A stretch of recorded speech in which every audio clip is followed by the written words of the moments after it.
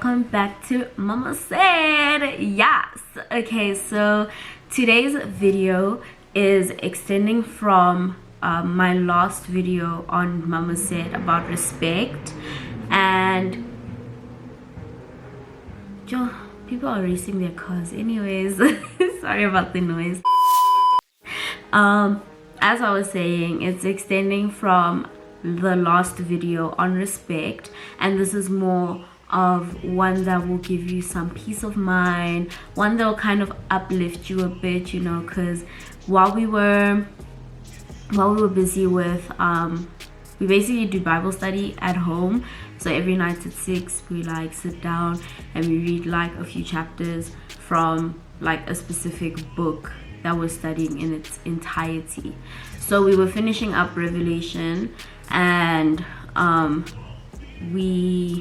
my dad pointed out a scripture from John chapter 15 that kind of elaborates more on that one. So I'm going to read John chapter 15 from verse 18, and I'll put it up on the screen, or you can just get your own Bible, read with me or whatever, but I'm going to read it for you.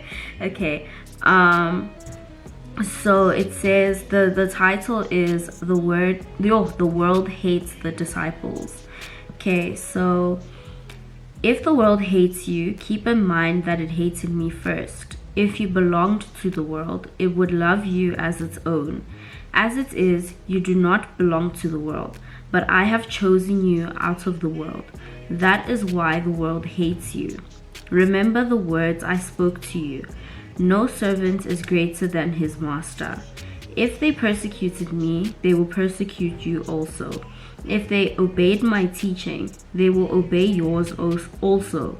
They will treat you this way because of my name, for they do not know the one who sent me. If I had not come and spoken to them, they would have not been guilty of sin. Now, however, they have no excuse for their sin. He who hates me hates my Father as well. If I had not done among them what no one else did, they would not be guilty of sin. But now they have seen these miracles, and yet they have hated both me and my Father. But it is to fulfill what is written in their law. They hated me without reason. So that's John 15 verses 18 to 25. I just want to elaborate specifically on the world hating you because it hated Jesus first. When Jesus came, he was treated really badly by those who were supposed to welcome him with open arms. And so he says that if they were able to reject me, they will also reject my followers.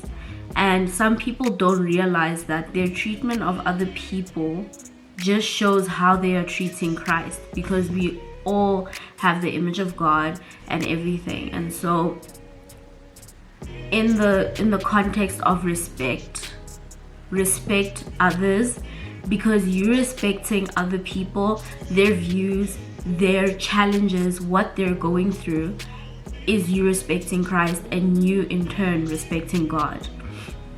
So that's what I wanted to emphasize.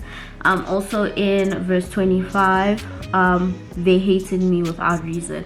Now you see, it feels like everyone is hating on a certain group of people, and hating doesn't necessarily only mean, oh, I don't like you. You know, it extends in so many ways. How you treat other people. If you treat people with disrespect, you're treating them with some sort of hate. Do you know what I mean? And so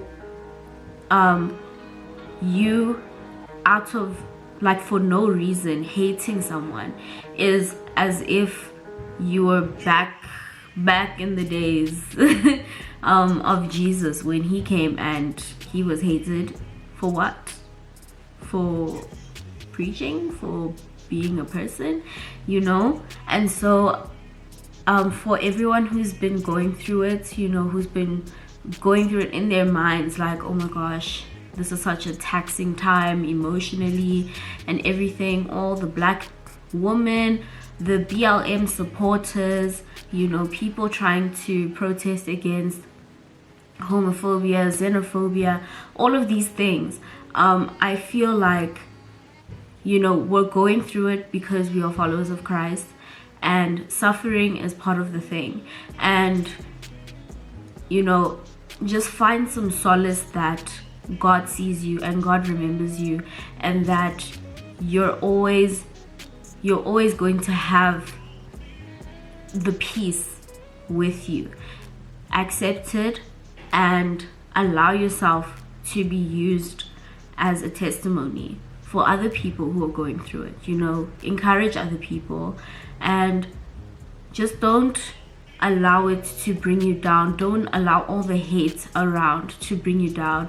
Don't become a hater yourself, because then you're not better than those who are hating as well.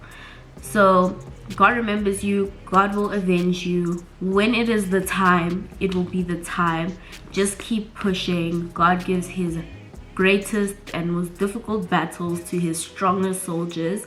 And the fact that Black women and Black people in general, and other people of other races who are going through things, like, if you are able to get through this, surely you're the strongest person ever. The fact that you woke up the next day, you're the strongest person ever. The fact that you're breathing, you're the strongest person ever. The fact that you're able to be on social media, you're blessed. Do you know what I mean? You have the Wi-Fi to go on there. You find little things to be grateful for, so that you can stay sane and you can stay focused on your life. Don't allow the hate to deter you in any way.